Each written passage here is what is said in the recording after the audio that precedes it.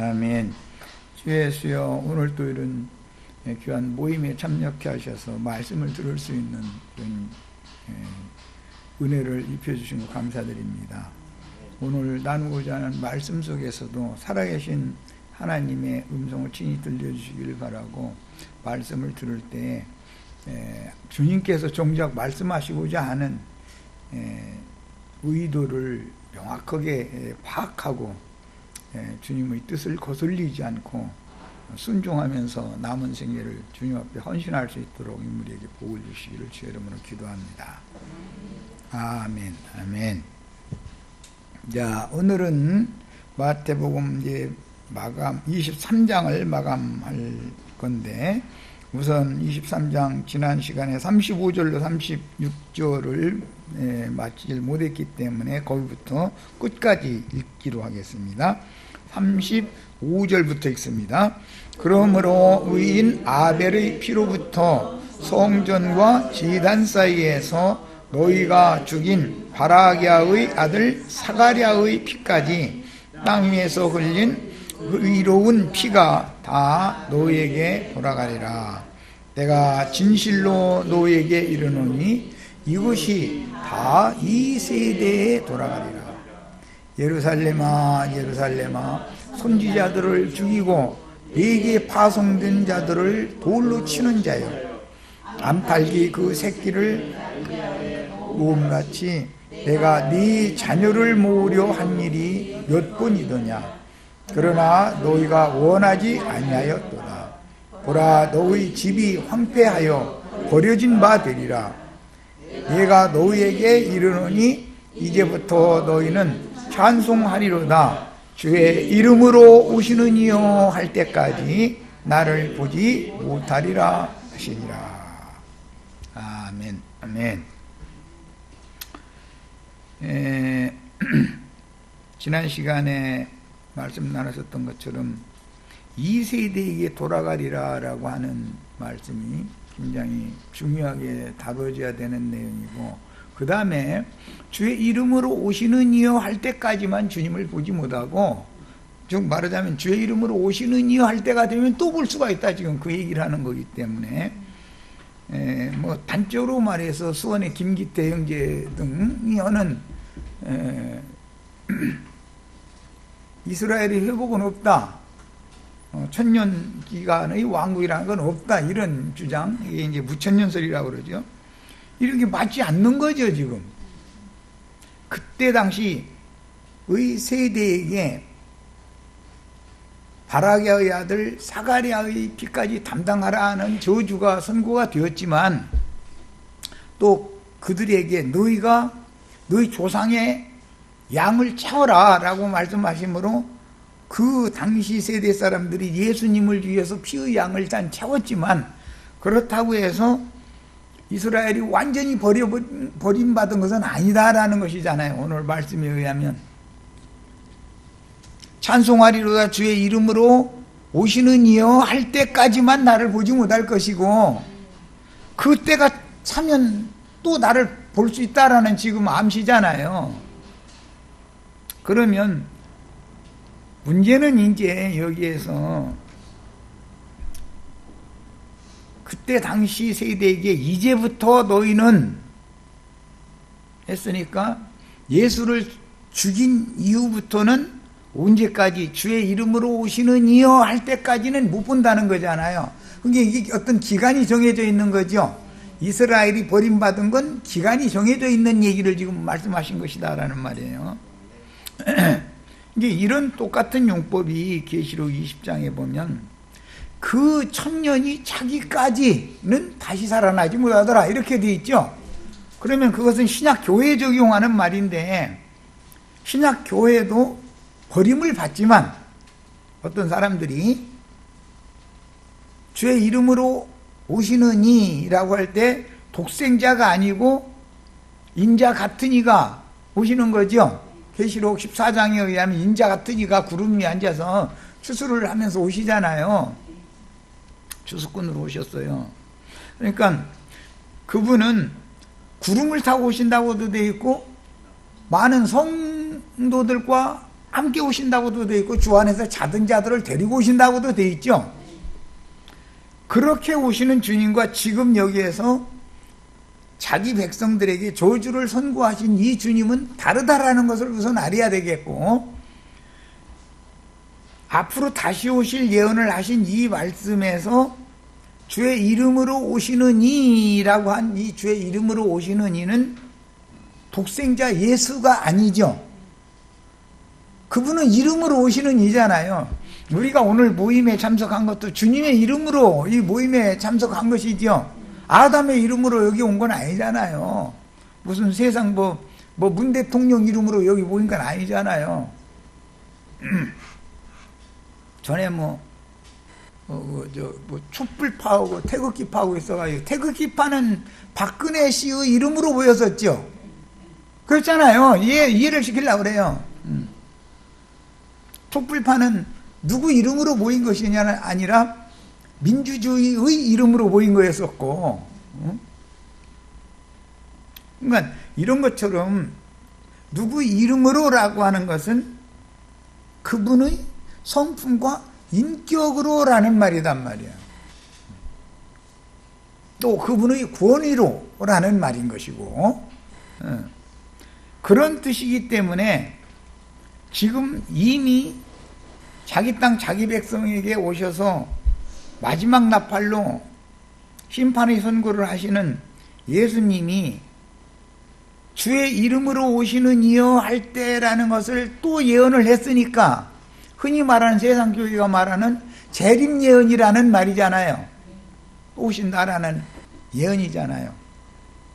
자, 그래서 하나님의 말씀을 사람의 생각을 가지고 이리저리 말장난으로 요리를 해가지고 진리를 대적하는 것은 지난 시간에 말씀을 강력하게 말씀드렸었던 것처럼 하나님의 우주적인 통치를 대적하는 문제이기 때문에 사사로이 어떠한 흠결이 되고 허물이 될 만한 범죄들을 저지른 경우보다 하나님의 다스림, 하나님의 나라의 통치를 대적하는 건 반역이다 이 말이에요. 이것은 반역. 그러니까 이것은 용서받을 수 없는 죄를 저지르는 거죠.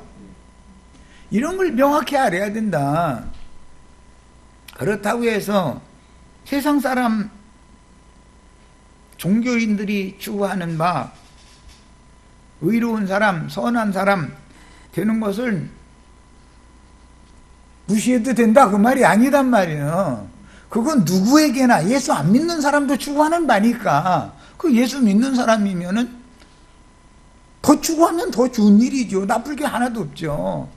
그러나 성경이 정작 구원이라고 말하는 것은 예수님 자신의 형상과 모양으로 재창조되어지고 만들어지는 것을 말하기 때문에 윤리 도덕적인 문제를 포함해서 그 문제만이 아니라 예수님의 신앙 양심과 정신세계가 우리 속에 만들어져야 된다라는 거잖아요. 이런 문제를 너무 소홀히 하고 하나님께서 때와 기한을 정해두시고 그분의 마음에 선히 여기시는 대로 우주를 경영을 하시는데 이것이 지구상에서는 인류의 역사라고 그러죠. 하나님이 우주를 그런 방식으로 경영을 하셨기 때문에 역사가 지금 진행되어 온 거 아니에요. 이게 다 사람의 생각에는 어느 나라의 무슨 예를 들어서 현대로 말하자면 김정은이 같은 저런 강력한 사람을 두어가지고 자꾸 온 세상에 전쟁의 위협을 자꾸 이렇게 하게 만들고 하는 것도 하나님이 선히 여기시는 대로 지금 우주를 경영하는 방식이죠. 그러면 그것을 그런 악의 역사를 제어하고 그것을 능가할 수 있는 어떤 힘을 당연히 우리도 길러야 되잖아요. 이제 당연히 왜 우리가 가만히 있으면 우리만 당하니까. 그러니까 복음이라고 하는 것은 악한 역사를 행하게 하는 것도 하나님이 빛의 역사, 선한 역사를 드러나게 하기 위해서 하나님이 경영하신 일이다 이거예요. 좁게는 인간의 삶에서 나에게 여러 가지의 우여곡절들과 환난과 어려움을 갖다 주는 것은 마귀가 하는 일이잖아요. 그런데 그 마귀를 하나님이 유효적절하게 사용하시는 것이지, 그게 하나님의 통치잖아요. 하나님의 경륜적인 다스림이다 이거예요. 개인적으로 봐도 또 가정이나 사회, 나라, 국가 간의 문제 등등 모든 것의 절대 주권자이신 예수님께서 다 그분이 선히 여기시는 대로 하는 일이다 그거야. 그런데 이것을 어떤 사람이 자기의 선한 생각에 따라서 그것은 그렇게 하면 안 된다 하고 우기면 하나님을 멸시하는 것밖에 더 되느냐고 말이야. 이해가 되시죠? 그래서 사람의 생각을 너무 함부로 앞세워가지고 엉뚱한 주장을 함으로 마귀의 앞잡이가 되는 것을 두려워해야 된다. 사람이 그렇게 완벽한 게 아니기 때문에 신의 생각과 인간의 생각이 같을 수는 없죠. 물론 어떤 건 일치하는 경우도 대부분 많이 있지만 전혀 사람이 생각하는 생각과 사람이 알고 있는 그 범주를 훨씬 벗어난 곳에서 어떤 일을 능히 하실 수 있죠.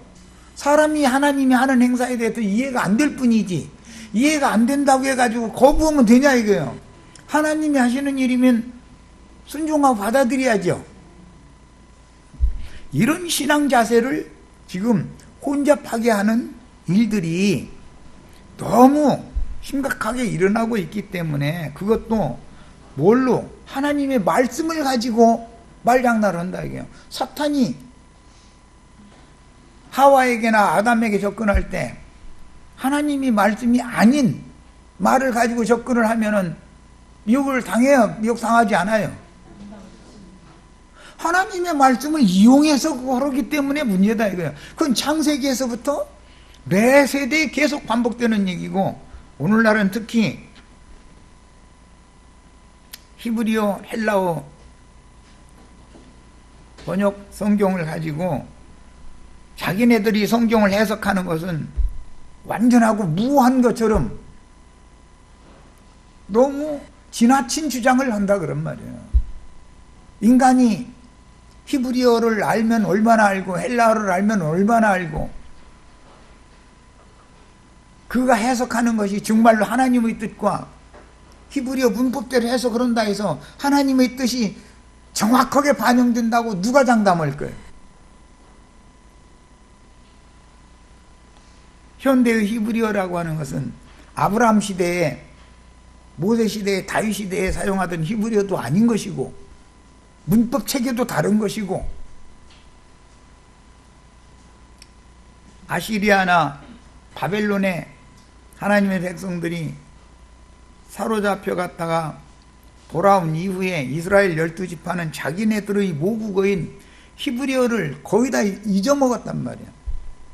아람 땅으로 사로잡혀간 북이스라엘 10지파는 아람 방언은 평상시에 그들의 어머니 계보의 용어였으니까 사라, 리브가, 라헬, 레아 등이 다 아람 사람들이잖아요. 바단 아람 사람들이잖아요.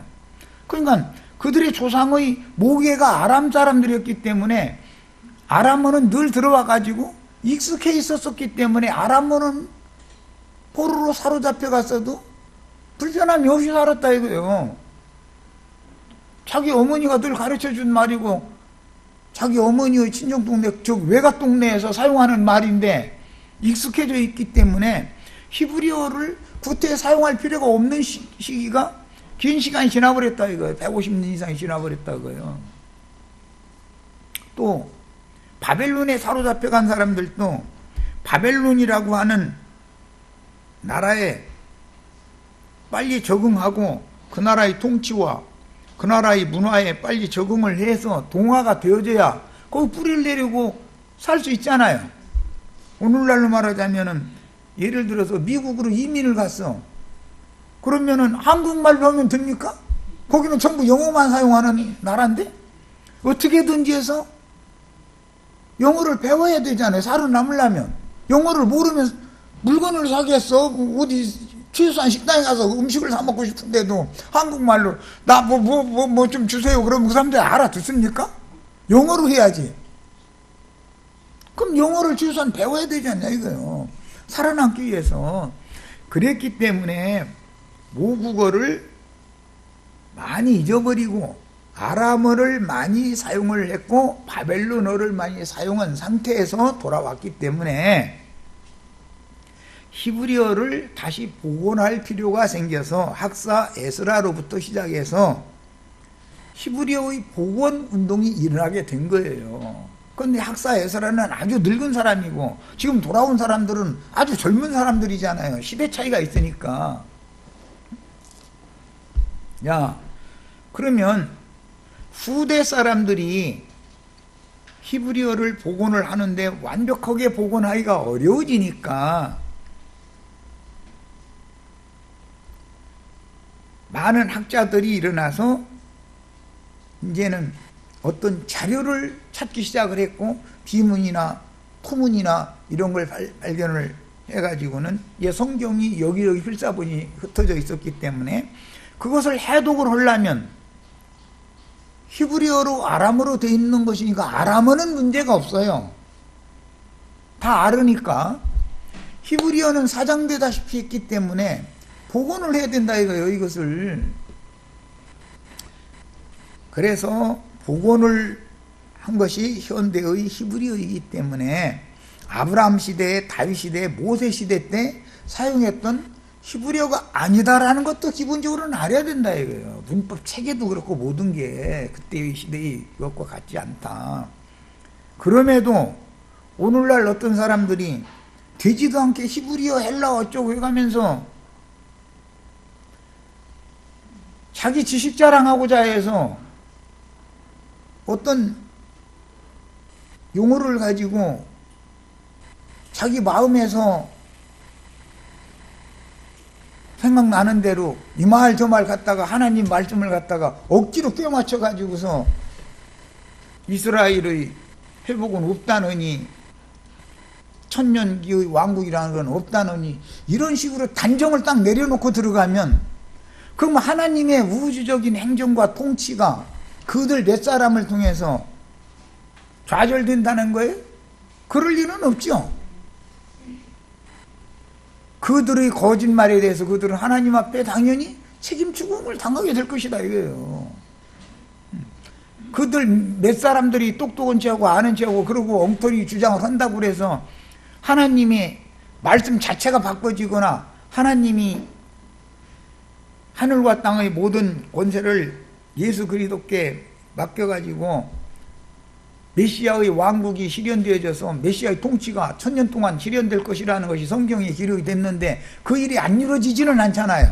어떤 인간들이 어떻게 현다해가지고서 하나님의 마음에 선히 여기시는 작정하신 대로의 선하시고 기쁘신 뜻을 펼치고자 하시는 하나님의 일이 안 이루어지지는 않는 거 아니냐 그 말이요. 이런 것을 명확하고도 확실하게 잘 유념을 하셔야 됩니다.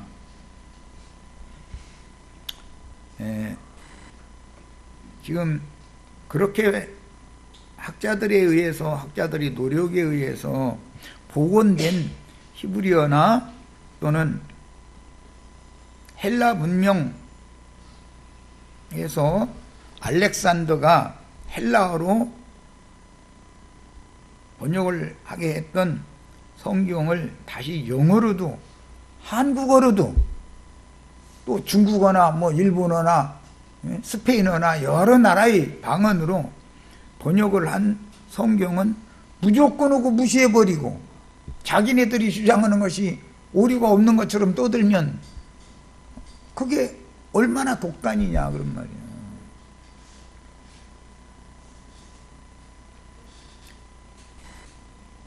후에 영어 시대가 되었을 때 라틴어 성경을 영어로 번역하는 과정이 지난 다음에 영국 시대가 됐기 때문에 헬라 시대가 지난 다음에 로마 시대가 왔고, 로마 시대가 지난 다음에 영국 시대가 역사상에 이렇게 왔기 때문에 이제 헬라어로 되어 있는 성경을 영어로 번역을 안 할 수가 없었던 것이죠. 개혁자들이 일어나서. 그런데 오늘날은 세계 공용어가 영어지 헬라어나 히브리어가 아니잖아요. 주님께서는 모든 민족 딴 것까지 나가서 전도를 하라고 그러셨지 히브리인들에게만 전도하라고 한 게 아니잖아요. 히브리어 몰라도 되잖아요. 이제 그러면 말이야. 전문 언어 학자들이 히브리어를 해독해가지고 헬라 시대에는 헬라어로 번역을 했고 영국 시대에는 영어로 번역을 해줬는데 그 영어로 번역한 성경을 다시 헬라어나 히브리어와 대조해가면서 우리나라의 국어로 다시 번역을 해줬어요. 그냥 무조건 영어 성경을 그대로 갖다 옮겨놓은 것도 아니에요. 복원된 히브리어나 헬라어 성경과 대조를 해가면서 영어 성경과 중국어 성경과 일본어 성경이 거기가 먼저 복음이 들어왔으니까 대조해가면서 국어로 번역을 해놓은 거예요. 그리고 번역을 해놓고 나서도 많은 개혁을 했단 말이에요. 번역을 또 다시 하고 또 다시 더 좋은 번역을 하느라고. 지금 개혁 개정 성경까지 왔죠. 그래서 난하주에는 다른 성경에는 이런 구절이 있다. 이런 구절은 이런 뜻이라고도 되어 있다라고 표시를 다 해주고 있는 중이죠. 그러면 그런 표시를 어디서 하게 됐느냐? 개혁을 두 번째 개혁을 한 무리가 이제 영국의 청교도무리 형제회무리인데, 형제회무리가 최초로 그 언어학자들이 성경을 영어로 전 세계에 번역을 해서 전파를 해야 되겠기 때문에 그 영국의 그 국가적인 방침이었기 때문에 대영 제국의 국가적인 방침이었어요. 전 세계를 점령을 했으니까 자기네 나라 말로 성경을 번역해서 전도를 해야 되니까. 알렉산더는 헬라 시대의 왕이니까 자기네 나라 말 헬라어로 번역을 해서 전도를 하려고 그렇게 한 거고, 이런 것처럼 영어로 번역을 해가지고 전도를 하면서 성경을 더 깊이 있게 추구하고 되도록이면 명확한 성경의 뜻을 사람들에게 전달하는 것이 필요하다라는 그런 생각에 따라서 옥스포드 대학에서, 영국의 옥스포드 대학에서 많은 돈을 들여서 또 특히 이제 국고를 지원받아서 성구 사전을 만들고 성경의 각 단어들의 단어 사전을 만들게 됐어요. 지금 우리들이 사용하고 있는 성구 사전이나 성경 단어 사전이나 이런 것들은 판권이 거기에 있는 거예요. 옥스포드 대학에. 그게 말하는 저작권이라고 하는 것이죠. 저작권. 그 저작권을 전 세계의 성서 번역위원회에다가 판단 말이야. 그럼 대한민국은 한 대한성서공회에서 영국 옥스포드 대학에 있는 성구사전이나 성경 단어 사전을 우리가 이용을 해야 되니까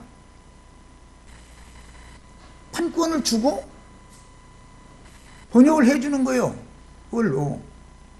그러니 그 자체를 무시해버리면 전 세계가 다 성경 어느 나라든지 성경 번역위원회가 있기 때문에 그 사람들이 전문적인 언어학자들이단 말이야. 다. 그 나라에서는 최고로 가는 언어학자들이거든. 이렇게 하고 있는데 이것을 속된 말로 깡그리 무시해버리고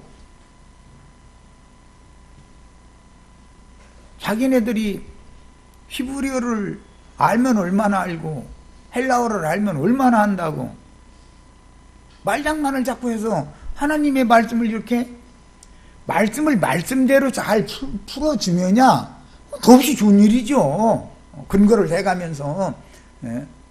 이 국어의 번역본보다는 히브리어 이 역본은 이런 용어로, 헬라어 역본은 이런 용어로 돼 있다. 이 용어의 의도는 이런 뜻이다 라고 하는 것을 말씀 자체를 뒤집지 않는 범위 내에서 말씀의 흐름에 맞춰서 그 얘기를 해준다면 우리는 당연히 수용을 해야죠.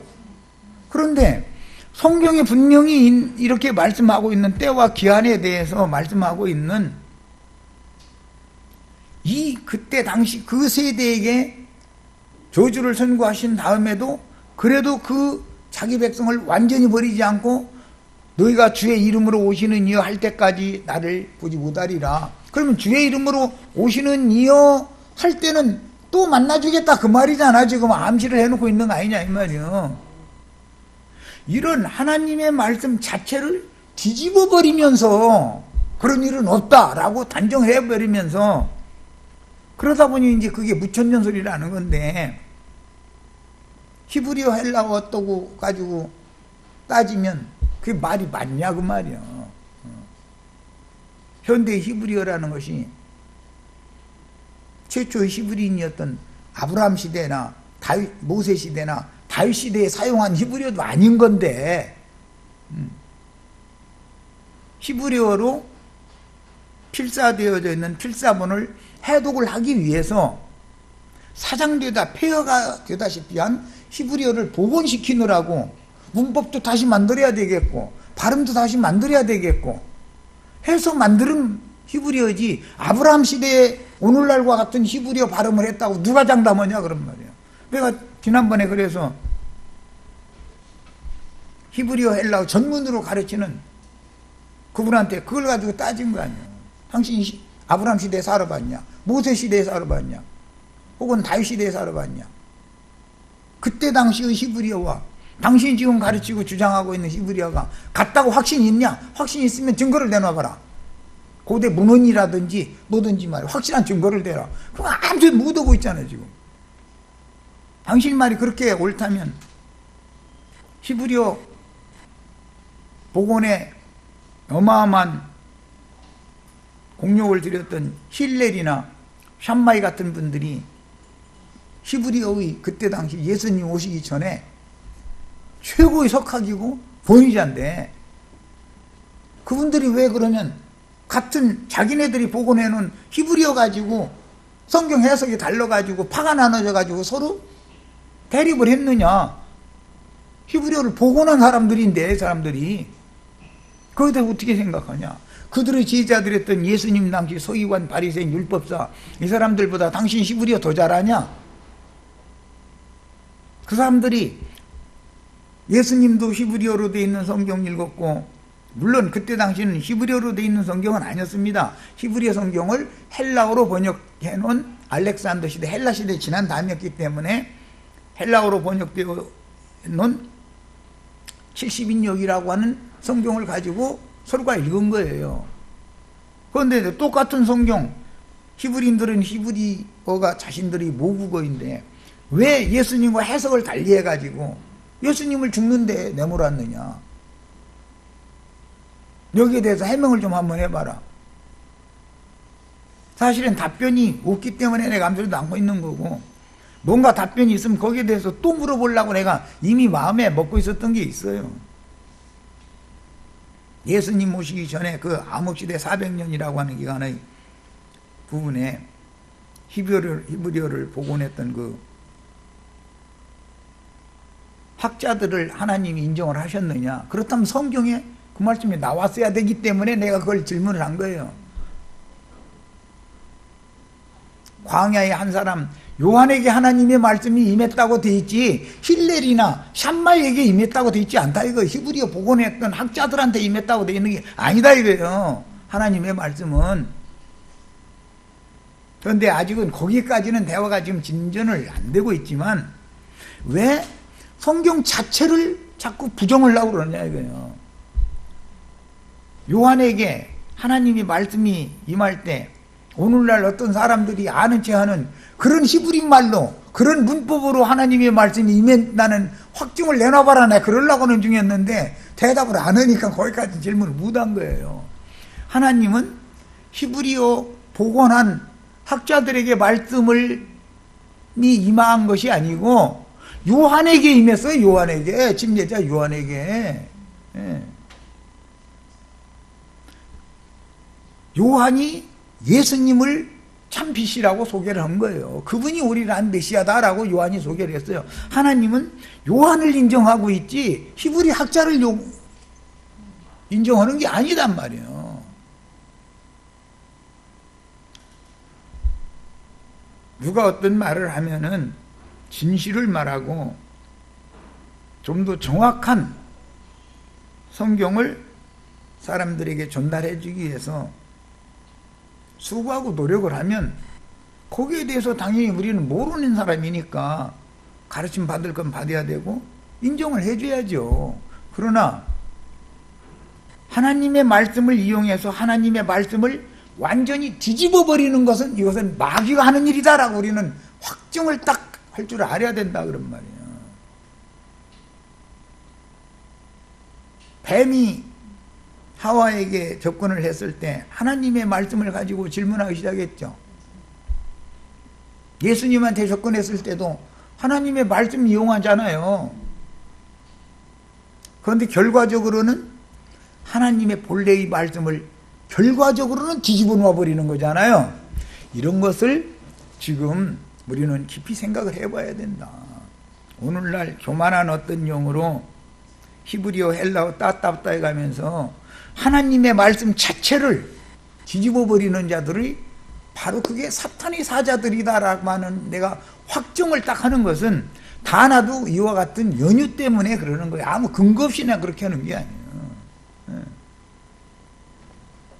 하나님의 말씀대로 흐름을 따라서 더 밝히 깨닫도록 증거를 해주면은 그건 뭐 말할 것도 없이 받아들여야 되는 것이죠. 그런데 꼭 히브리어, 헬라어 이런 것을 앞세워가지고 그것이 원어라고 이렇게 주장을 해가면서 그게 나는 제일 먼저 그 원어냐? 원어가 아니지 않냐? 원어 성경이 어디가 있냐 지금?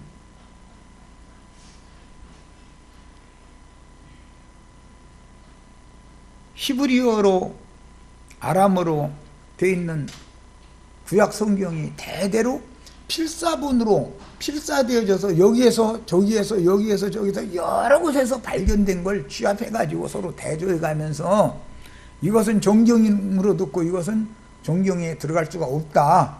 이것은 서로 성경과 너무 상충되고 부딪힌다 해서 그런 것은 외경 혹은 위경이라고 해서 제외시켜버리고 일치되는 것만을 가지고 흐름을 따라서 번역을 해준 것이 오늘날의 지금 정경이라고 하는 캐논이라고 하는 성경인 건데,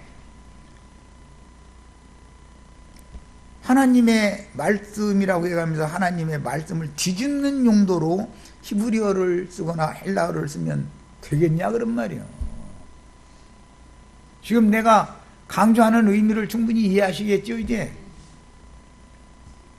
그렇다고 해서 무조건 히브리어 헬라어를 배격하라 난 이 말하는 게 아니에요.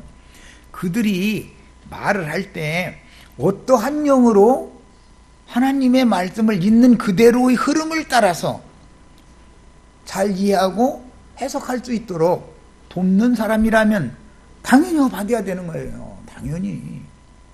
그런데 하나님의 우주 통치 자체를 지금 뒤집어 놓는 용도로 히브리어 헬라어 따따붙다 하고 있는 거잖아요. 히브리어 헬라어 주장하는 사람들이 무천년설 이걸 가지고 들고 나오기 때문에 내가 지금 하는 말이란 말이에요. 좀 말이 되는 소리냐 이 말이에요. 이스라엘은 다시 회복되는 일이 없다라고 주장하잖아요. 하나님이 이스라엘 심판해버렸는데 무슨 놈의 이스라엘을 다시 회복한다고 그러느냐 이러고 있잖아요. 지금 말이 돼요? 그러면 오늘 우리가 읽은 이 말씀이나 로마서 11장에 하나님이 자기 백성들을 버리셨는데 이방인이 충만한 수가 차기까지만 버리셨고 이방의 충만한 수가 다시 차면 자기 백성 이스라엘을 다시 회복시킨다고 명백하게 기록하고 있는 말씀은 그럼 어떻게 해석을 할 거냐 이런 말이에요. 이런 말씀은 어떻게 해석할 거냐. 사람이 함부로 자기가 뭐 아는 체 해가면서 가짜는 히브리어 헬라어 가지고서 어줍지 않은 지식 가지고 사람들을 미혹하면 명백하게 따져야 된다 이거예요. 당신이 하는 말이 하나님의 말씀을 지금 완전히 뒤집어 버리는 말이다라는 것을, 제일 중요한 게 그건 거예요. 히브리어고 헬라어가 중요한 게 아니고 국어고 영어 뭐 이게 중요한 얘기가 아니고 하나님의 말씀의 흐름을 막거나 뒤집어 놔 버리는 거, 이것이 문제다 이거예요. 이것은 뭐예요? 하나님의 우주 통치에 대해서 반역을 일으키는 짓이다 이런 말이에요. 자, 이제 자료 말씀을 빨리빨리 읽어 나오도록 하겠습니다. 마태복음 23장 이제 35절부터 갑니다. 의인 아벨의 피로부터 성전과 제단 사이에서 너희가 죽인 바라게의 아들 사가랴의 피까지 땅에서 흘린 의로운 피가 다 너희에게 돌아가리라. 이런 말씀을 이해를 하려면 성경 자체를 알아야지 히브리어나 헬라어 문법을 알아가지고 이게 해석이 됩니까? 바라게의 아들 사가랴, 원 발음대로 하자면 베레기야의 아들 스가랴인데 하도 히브리어 좋아했으니까 하는 소리야. 베레기야의 아들 스가랴의 피까지 히브리어를 모국어로 사용하고 있던 하나님이 자기 백성들에게 지금 저주를 선고하는 말씀인데, 바라게의 아들 사가랴의 피까지 땅에서 흘린 의로운 피가 다 너희에게 돌아가리라 라고 한 것은 아벨 시대부터 창세기 첫 번째 살인자였던 가인의 죄부터 지금 여기까지 다루는 얘기 아니에요. 그때 당시는 역대하가 구약 성경의 끝이었어요. 역대하가. 그러니까 창세기에서 구약 성경의 끝까지 대대로 흘린 피를 너희가 담당해라, 지금 그 말이잖아요. 야, 이런 이야기는 성경 자체를 알아야 하는 것이지 무슨 히브리어 문법이 어떻고 뭐 베레기야라고 하는 사람을 뭐 베레기야라는 이름을 뭐 파자를 해석하니 뭐가 되고 이런 것이 중요한 게 아니죠 지금.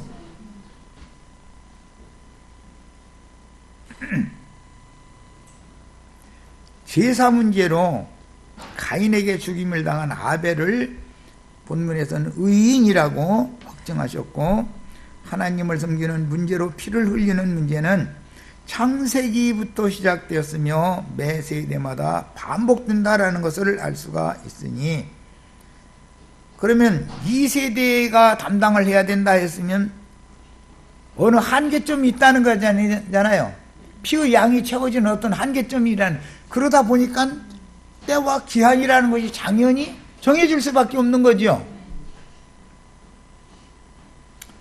하나님을 섬기는 문제로 피를 흘리는 문제는 창세기부터 시작되었고 매 세대마다 반복된다는 것을 알 수 있으니, 신앙은 생명나무 노선과 선악을 알게 하는 지식나무 노선이 있는 거예요.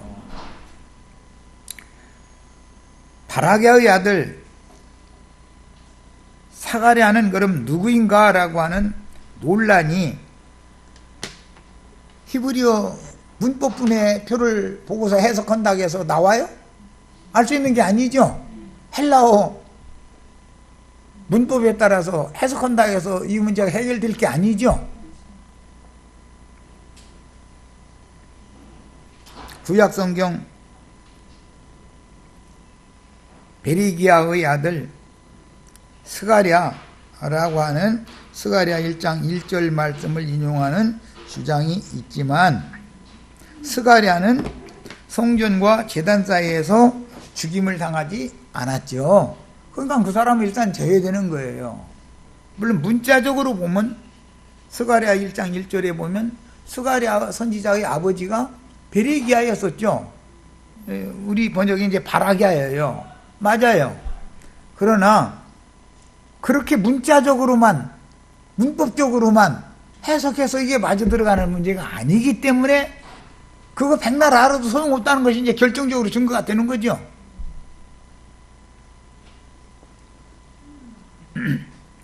사실은 이세벨과 아합의 딸이 아달랴죠. 아달랴는 자기 왕권을 유지하기 위해서 자기 아들 손자 다 죽여버렸죠. 자기 손자들 다 죽였잖아요. 그렇게 무지막지한 여자, 이 음녀 이세벨과 아달랴의 영이 오늘날 여자 목사들한테 지금 흘러오고 있는 거예요. 사실은 이것은 뭐 다음에 기회가 있으면 더 소상하게 할 거예요. 여자들이 칼자루 쥐어주면은 너무 함부로 휘두르는 이상한 버릇이 있어요. 남자들은 칼을 이렇게 뽑는 것도 많이 망설이다가 뽑아 마라, 칼자루에 손을 댔다가 에이 하고 참고 에이 하고 참고 이러는데, 여자들은 칼자루 쥐어주면 앞뒤 안 가려 그냥 막 휘둘러버려. 막 그냥 그릇이 적어서 물론 그러는 거예요. 그렇지만 본인의 생각에는 자신이 너무 옳기 때문에 또 그러는 것이죠. 하나님이 옳다고 하는 건지는 생각해 봐야 되잖아. 그걸. 성경에 여자 목사가 없으면 목사라는 단어 자체도 없고 여자 목회자라는 말씀 신약 성경에 안 나오면 안 하면 되는 거예요. 그럼 뭐 후퇴 없는 것을 할 필요는 없잖아. 그러면서 빡빡 우길 필요가 뭐가 있어. 그 악독한 여자였던 아합과 이세벨의 딸인 아달랴의 눈을 피하여 여호야다라고 하는 대제사장 때 일이죠. 아달랴가 자기 손자들 다 죽이는데 핏덩어리 하나를 몰래 감춰가지고 성전에서 길렀죠. 그게 요아스라는 왕이 됐잖아요. 나중에 7살 먹었을 때 이제 아달랴를 처단해버리고 요아스 7년 동안 성전에 기르다가 왕위에 딱 앉혀놓은 거예요. 그럼 여호야다는 생명의 은인이죠. 고모부인데 사실은 이 사람 여호야다는 요아스의 고모부였어요. 아달랴가 손자들을 다 죽일 때 핏덩어리 손자 하나를 몰래 빼내다가 성전에서 이렇게 양육해서 왕위에 등극을 시켜줬다라는 것은 하나님은 그 생명을 완전히 멸절시켜버리시지는 않는다. 심판 중에도 긍휼을 베풀어서 살아남을 자를 한 사람 딱 생명의 대를 잇게 하기 위해서. 왜? 다윗과 약속을 해놨으니까. 내 후손이 끊어지지 않게 해준다. 하나님 거짓말 하시면 안 되죠. 그래서 이 핏덩어리를 여호야다가 몰래 성전에서 길러가지고 왕위에 세워주고, 이세벨의 본을 받은 아달랴가 하나님의 전을 너무나 훼손을 시켜놨기 때문에 개혁을 일으켰죠. 그래서 많은 것이 회복이 됐어요. 여호야다가 살아있을 동안에는 자기 고모부인지 생전이지, 그러니까 요아스가 하나님 앞에 충성스럽게 여호야다의 말을 잘 따라서 수행을 해서 성전에다 회파된 것을 수리하기 위해서 왕의 명령으로 성전에다가 궤를 만들어 놓기 시작했어요. 그것이 후대 예수님 오셨을 때까지 성전에 돈궤가 놓여진 근거인 거예요. 거기에 그래가지고 예배하러 오는 자들에게, 제사하러 오는 자들에게 그 돈궤에다가 돈을 넣으면 그걸 어디다 사용하려느냐, 그걸 왕에게, 대제사장에게 액수를 다 일일이 보고를 하고 그걸 가지고 성전을 수리하고 보수하는 용도로 썼던 거예요. 자, 그런데 이것이 이제 후대에 와서 점점 예수님 때는 완전히 변질되어 버렸던 것이죠. 그래서 명칭이야 과부의 두렙돈까지 받아가지고 헌물과 미석으로 성전을 수리한답시고 아름답게 치장하는 데다 썼다는 거잖아요. 자, 요아스 왕 때 여호야다의 실제는 손자이며 바라기야의 아들, 이게 여호야다, 바라기야, 스가랴로 이어지는데 여호야다의 아들이라고 하지 않고 바라기야의 아들이라고 하셨으니까, 그런데 바라기야는 대제사장에 오른 적이 없잖아요. 여호야다에서 바로 스가랴로 대제사장직이 이어졌잖아요. 그럼 한 대를 건넌 거예요. 야, 이것은 여기에서 우리는 많은 걸 생각해 볼 수가 있어요. 먼저는 셈족의 정신세계, 문화세계는 부친이든 조부든 증조부든 고조부든 그 선대 선친이든 간에 뭐 현고조라 할지라도 그냥 다 열조, 조상 이렇게 그냥 번역을 해버리는 거예요. 내 아들, 손자, 증손, 고손, 현고손의 또 현고손 일지라도 성경에서는 다 후손, 자손 이렇게 번역을 해버리는 거예요. 그 후손이라는 말은 아들이라고 번역이 될 수 있어요.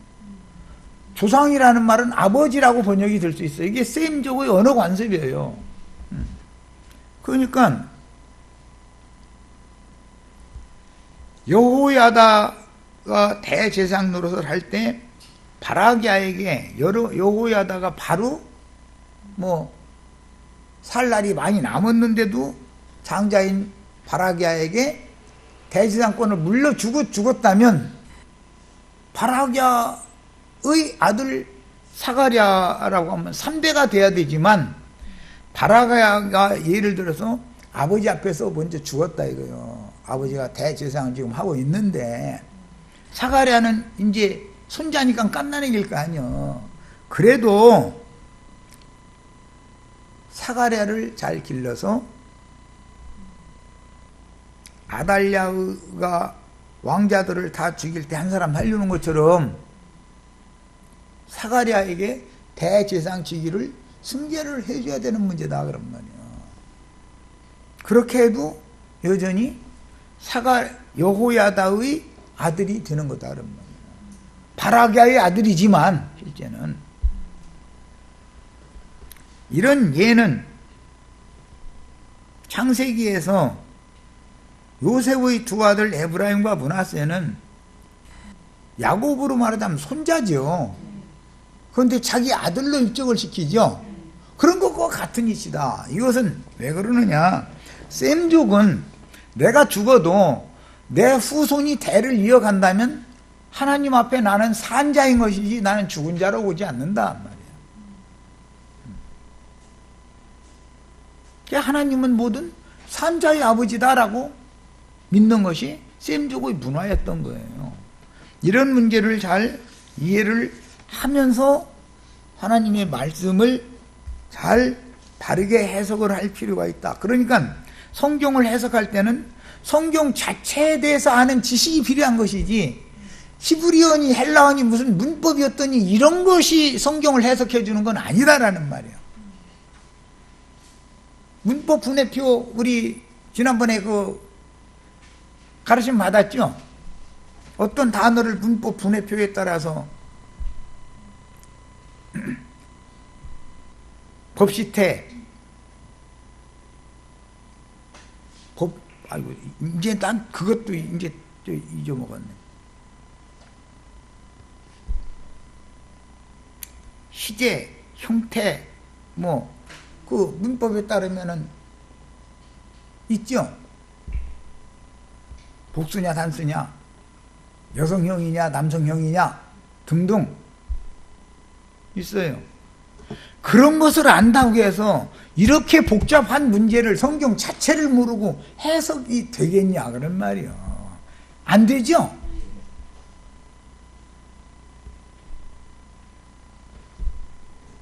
그러니까 예수님이 지금 자기 백성들에게 마지막 선고를 하시면서 하시는 이런 말씀은 다 구약 성경에 있었던 역사적인 사건이 복음이 되는 것이다 그런 말이에요. 사실은 악한 역사가 일어났던 것이죠. 아합의 아내였던 이세벨의 딸이 아달랴인데 자기 친정애미가 하는 못된 행습을 아달랴가 하고 거기에다가 죄악에 죄악을 더하여 자기가 왕이 권세를 누리기 위해서 자기 손자들, 그 많은 손자들 싹 다 돌이며 죽여버렸잖아요. 아니 할머니라는 년이 또 이게 또 불쑥 전화 왔네. 또 이제 우리 김영장한테 오늘 지금 또 혼나게 생겼네. 할머니라는 사람이 자기 왕위를 넘겨주지 않으려고 자기 손자들을 다 죽이고 나서 그게 인간이 할 짓이겠어요?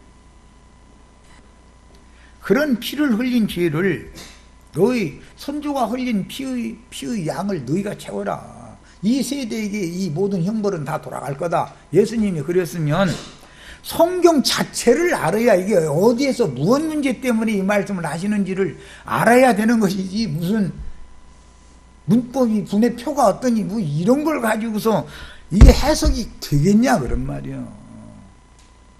우리는 제발 좋은 것은 수용하고 받아들이되 너무 그럴싸한 말들로 말장난을 해서 하나님의 말씀 자체의 의미, 하나님의 말씀의 흐름을 막거나 뒤집어 놓는 그런 역사에 대해서 눈을 부릅뜨고 지켜야 된다. 미혹당하면 안 된다. 첫 시간 여기까지서 마치겠습니다.